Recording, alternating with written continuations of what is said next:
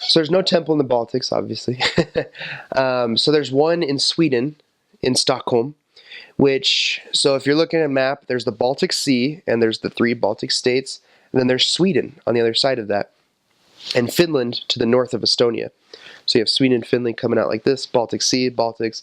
So Riga, Latvia, where I served, right on the coast of the Baltic Sea, and there's Stockholm, Sweden. And so a lot of times people from the Baltics go especially in Latvia, would go to the Stockholm temple. It's just a short ferry ride away. And there's also the Helsinki, Finland temple. So members would save up for months. They only did this once a year. They had a temple trip once a year. The members who could go would go. They'd hop on a ferry either to Stockholm or to Helsinki, Finland, and they'd go there, and they'd spend a whole week there at the temple, staying at the hostel there and just performing ordinances all week long. And so it's a very different experience than we have here, where you wake up, you're like, I'm going to go to the temple today, and you'll go for a day or, for an hour or two, and you come back. And over there, you gotta save up for months to pay for the ferry, travel, eating, while you're there. Luckily, the church has those hostels, those hotels, so you can stay there for free, which is really nice. But, there's all the other travel expenses you got to pay.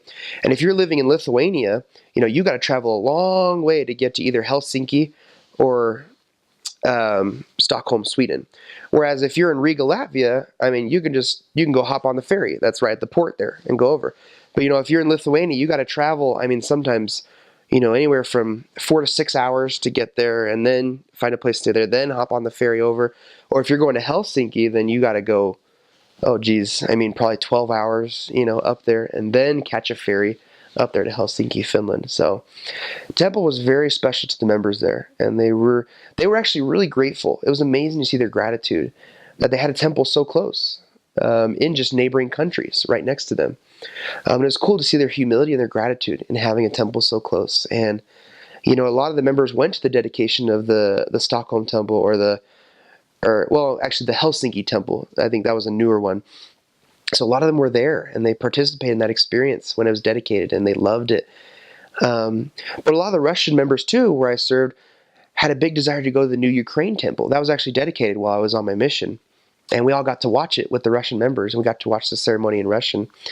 And it was an incredible experience. And a lot of them longed to go to that temple because they felt like it more identified with their Russian heritage and their culture.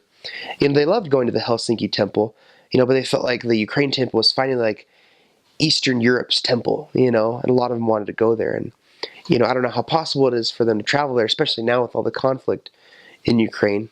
But I know a lot of them really long to go there, to be at a temple that they felt really was in a place that signified a lot of their national heritage and culture. So